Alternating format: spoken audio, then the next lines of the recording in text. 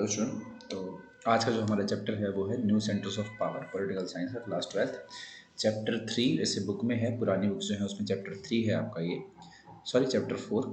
और जो आपको नई बुक्स मिली होंगी उस मतलब 2023-24 के हिसाब से उसमें चैप्टर नंबर सेकंड है, और चैप्टर नंबर फर्स्ट जो आपका है वो है आपका एंड ऑफ बाइपोलैरिटी। और जो सेकंड चैप्टर पड़ेगा आपका वो है न्यू सेंटर्स ऑफ पावर, यानी कि जो नया सिलेबस है उसमें से 2 चैप्टर कट कर दिए गए हैं। एक तो पहला वाला कोल्ड वॉर वाला जो चैप्टर है पहला वो, और जो तीसरा था पहले आपका कंटेम्प्रेरी या फिर सॉरी यूएस हेगेमनी वाला जो चैप्टर है तीसरा, वो कट हो चुका है। यानी कि पहला और तीसरा चैप्टर कट होकर के उसकी जगह पर दूसरे चैप्टर्स बने हैं।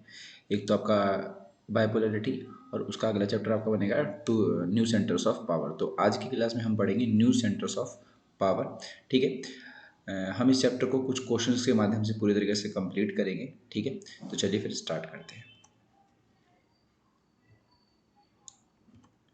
देखिए, सबसे पहले न्यू सेंटर्स ऑफ पावर का मतलब पहले समझ लिए है क्या। देखिए, न्यू सेंटर्स ऑफ पावर का मतलब, देखिए अब तक आपने जो भी पढ़ा होगा पहला चैप्टर दूसरा चैप्टर, उसमें आप केवल 2 ही सुपर पावर्स के बारे में जानते होंगे। एक हो गया आपका यूएसए और दूसरा होगा आपका यूएसएसआर। ओके, यूएसएसआर आज के समय में रशिया है। तो हम केवल वर्ल्ड लेवल पर 2 ही महाशक्तियों को जानते हैं, तो अमेरिका होगा या तो रशिया होगा। लेकिन इस चैप्टर में क्या है कि अमेरिका और रशिया के अलावा कुछ नई पावर्स हैं जो आज के समय एमर्ज हो रही हैं, और आने वाले समय में हो सकता है कि वो अमेरिका को भी पीछे छोड़ दें या फिर अमेरिका को टक्कर दे बराबरी की।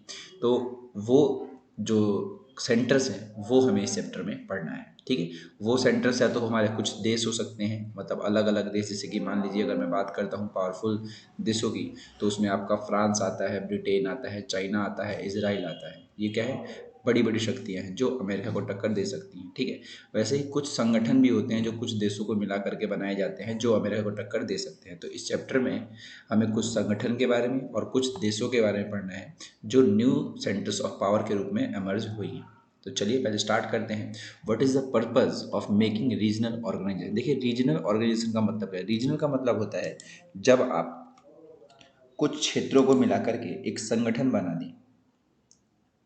क्या कर दी, कुछ क्षेत्रों को मिला करके अगर आप संगठन बना देते हैं, ठीक है, तो उसको आप क्या बोल सकते हैं, रीजनल ऑर्गेनाइजेशन। तो पूछा गया है कि इसका पर्पस क्या होता है। सबसे पहला जो पर्पस होता है वो ये होता है कि यहाँ के लोगों के लिए welfare and quality of life लेकर के आना। दूसरा, जो भी ये देश हैं वो सेल्फ रिलायंस हो सकें, कॉपरेट कर सके एक दूसरे से। इसके अलावा इन देशों में economic, social, cultural, technical and scientific field में म्यूचुअल अंडरस्टैंडिंग और फिर म्यूचुअल कॉपरेशन हो, ठीक है, ताकि ये सभी देश जो है आपस में मिलकर एक संगठन जो इन्होंने बनाया था वो हर एक दिशा में आगे बढ़ सकें।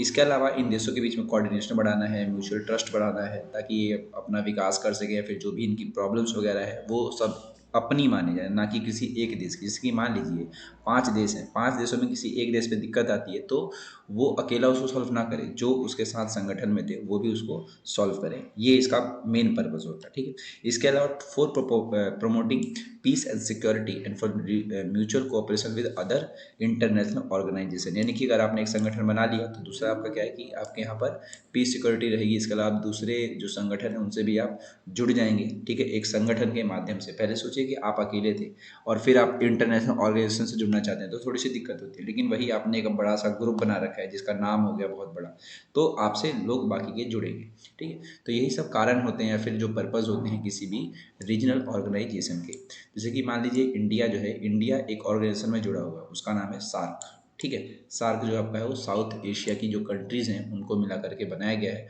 और उन सब का जो पर्पज़ है, यानी कि जो 8 कंट्रीज़ जो जिनको मिला के आपने सार्क बनाया, उन सब का पर्पज़ एक ही है। ओके, चलिए आगे बढ़ते हैं। अगला है आपका यूरोपीय यूनियन। देखिए अभी क्या बताया था, पिछला हमने क्या पढ़ा, और रीजनल ऑर्गेनाइजेशन। तो वैसे ही एक रीजनल ऑर्गेनाइजेशन जो काफ़ी ज़्यादा फेमस है या फिर काफ़ी ज़्यादा पावरफुल है, उसका नाम है यूरोपीय यूनियन। नाम में ही पता चल रहा है कि ये किन देशों से मिलकर बना होगा, आपका यूरोप कंट्रीज से, ठीक है।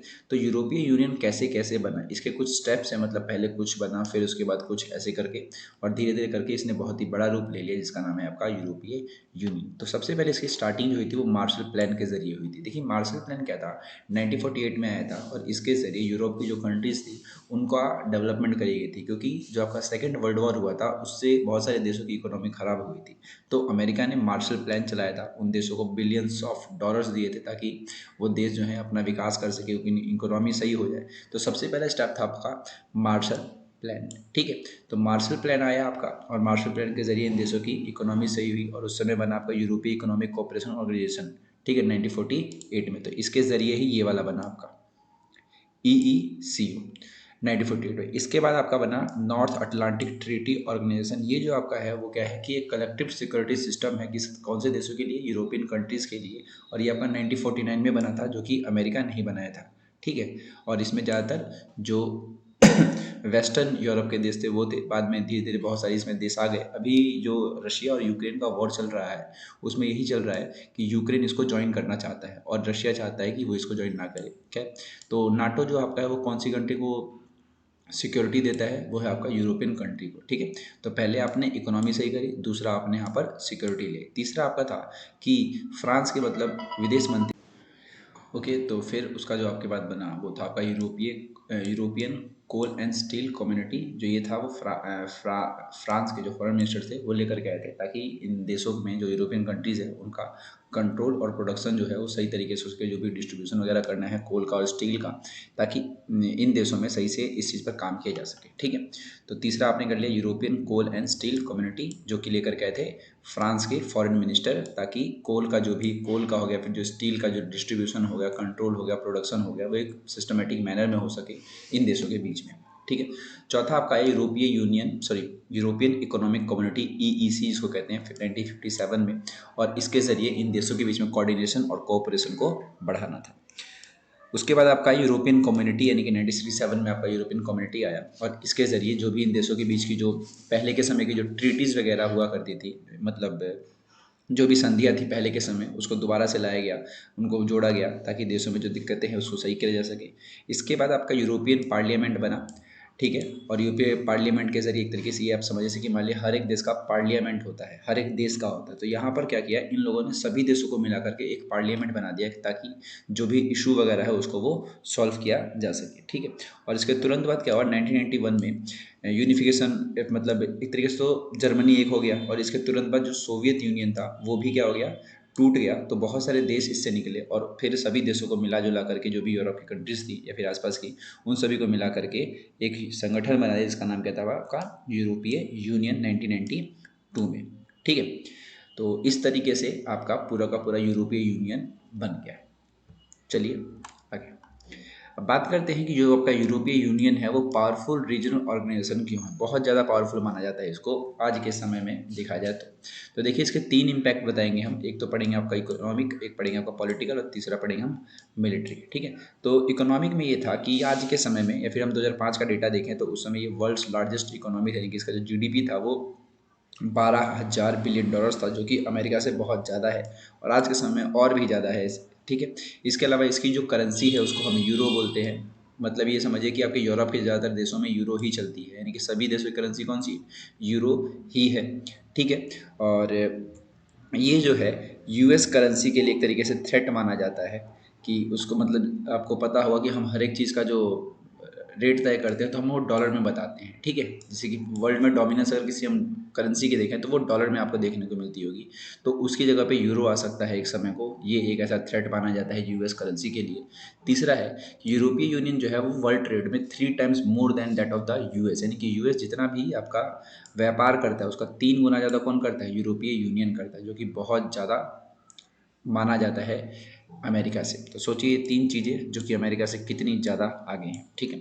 अब बात करते हैं पॉलिटिकल इंपॉर्टेंस की। तो पॉलिटिकल इंपॉर्टेंस की बात करें तो जो यूरोपीय यूनियन है इसमें एक देश है फ्रांस, ठीक है। पहले एक ब्रिटेन भी हुआ करता, लेकिन अभी सिर्फ इसमें फ्रांस है। ब्रिटेन निकल गया 2020-21 के आसपास में, वो निकल गया था, ठीक है, यूरोपीय यूनियन से। खैर अभी इसमें फ्रांस बचा हुआ है। तो फ्रांस जो आपका है वो परमानेंट मेंबर है किसका, यूनाइटेड नेशन का।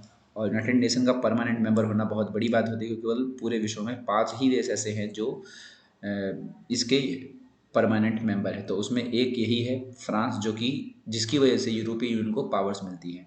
दूसरा कि जो भी मतलब सिक्योरिटी है, या फिर मान लीजिए करेंसी है, फॉरेन पॉलिसी है, सिक्योरिटी पॉलिसी, इस्टेब्लिशमेंट डे है, नेशनल एंथम है, ये सभी कुछ सेम है एक तरीके से। जैसे कि मान लीजिए एक देश का होता है ना, अपना झंडा होता है, अपना राष्ट्रगान होता है, एक आपका स्वतंत्रता दिवस होता है, आपकी एक करेंसी होती है, आपकी फॉरेन सिक्योरिटी पॉलिसी होती है। तो ये सब चीज़ें किसकी हैं, यूरोपीय यूनियन के पास हैं। इसने अपना मतलब एक तरीके से आप ये समझिए कि इसने अपना एक देश बना रखा है उस संगठन के माध्यम से। बात करते हैं मिलिट्री इफेक्ट की। तो जो आपका मिलिट्री इफेक्ट अगर हम देखें तो यूरोपियन यूनियन के पास जो है लार्जेस्ट आर्मी है, क्योंकि बहुत सारे देशों को मिला के बनाई गई है, नॉर्मल सी बात है। तो जो कि सेकंड नंबर पे आती है अमेरिका के बाद, ठीक है। और इसका जो बजट देखा जाता है वो अमेरिका के बाद दूसरे नंबर पे आता है, यानी कि अमेरिका सबसे ज़्यादा अपना पैसा जो खर्च करता है मिलिट्री पे, उसके बाद दूसरे नंबर पे यूरोपीय यूनियन आता है। इसीलिए देखिए अमेरिका क्या करता है, सबसे ज़्यादा पैसा खर्च करता है मिलिट्री पे, और इसीलिए इसकी जो आर्मी है बहुत ज़्यादा पावरफुल बताई जाती है। मतलब अगर ये खर्च जितना करता है उतने 11 देश मिलाकर खर्च करते हैं, उसमें चाइना इंडिया सारे देश आ गए, तब जा करके वो अमेरिका के बराबर भी नहीं कर पाते, उससे कम ही माना जाता है, ठीक है। उसके अलावा जो फ्रांस है आपका भी यूरोपियन यूनियन का मेंबर है, और इसके पास न्यूक्लियर वेपन है, जिसकी वजह से यूरोपियन यूनियन को और पावर मिल जाएगी। और इसके अलावा और भी जो भी यूरोपियन यूनियन के देश हैं उनके पास बहुत सारी मॉडर्न वेपन्स हैं, जिसकी वजह से इसको पावर मिलती है। इसके अलावा यूरोपियन यूनियन जो है second place in science and communication technology, ठीक है। और हम कह सकते हैं कि इन सभी देशों में जो भी एक तरीके से लड़ाई झगड़ा होता है, इसको सॉल्व करने में सबसे आगे हैं, आपस में एक दूसरे को साथ देते हैं और अपना विकास वगैरह करते हैं। तो ये इसमें हम बता सकते हैं कि यूरोपियन यूनियन जो है आपका वो पावरफुल रीजनल ऑर्गेनाइजेशन क्यों है, ठीक है। इसके अलावा अपने मन से बहुत सारी बातें लिख सकते हैं, एक आपको देश के हिसाब से लिख देना कि देश कैसे आगे पावरफुल होता है, तो वो सभी बातें आप इसके अंदर लिख सकते हैं, बस डेटा आपको नहीं लिखना है, डेटा तो हर देश का अलग होता है ना। खैर 6 नंबर में क्वेश्चन आएगा और आप ये भी लिख देंगे तो पूरे पूरे मार्क्स मिल सकते हैं। चलिए,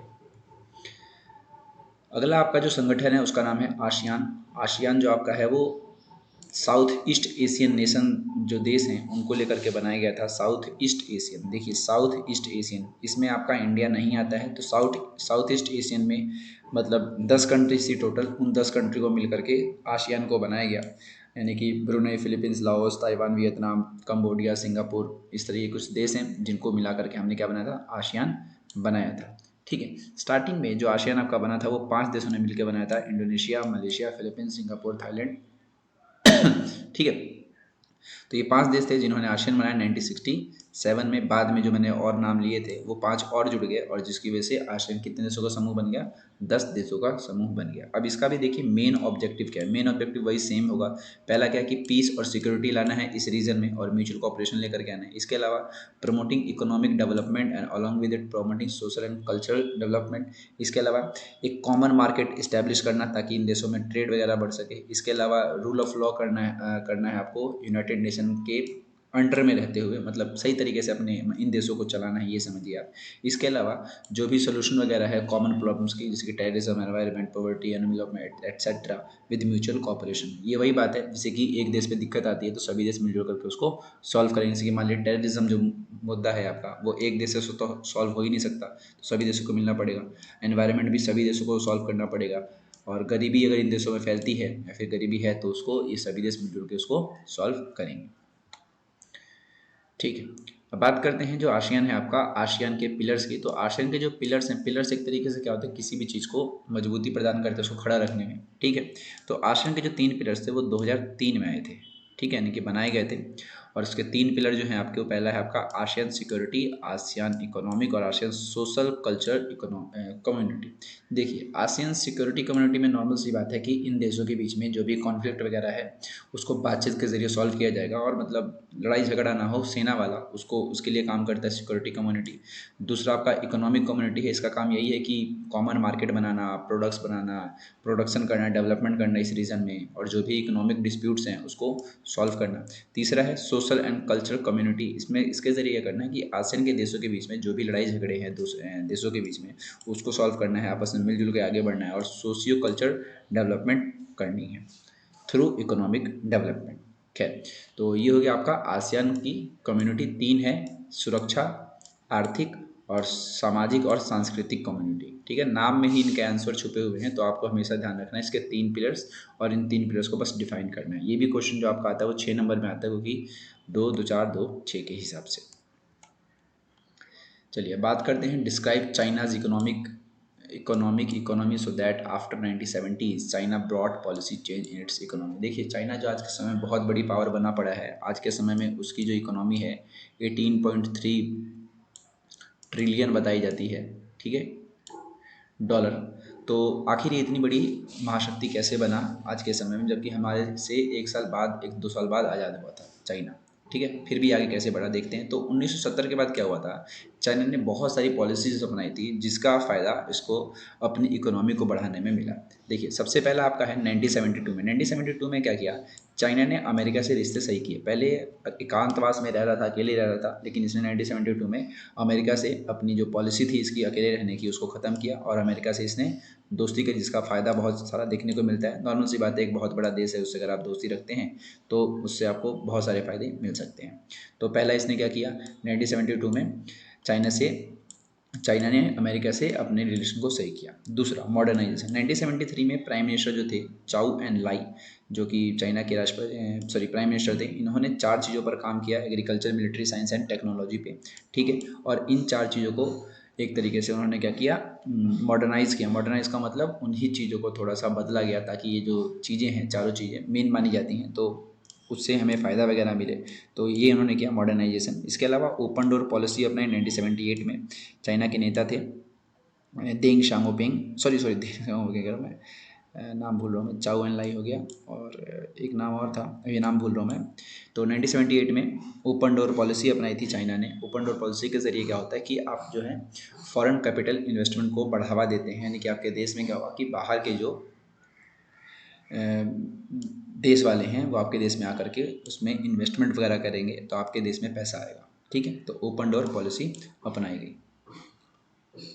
उसके बाद क्या किया कि प्राइवेटाइजेशन ऑफ एग्रीकल्चर, यानी कि 1982 में चाइना ने जो भी अपना एग्रीकल्चर सेक्टर था उसको प्राइवेटाइज कर दिया, जिसका बहुत फ़ायदा मिला, बहुत सारी ग्रोथ हुई इस चीज़ की वजह से।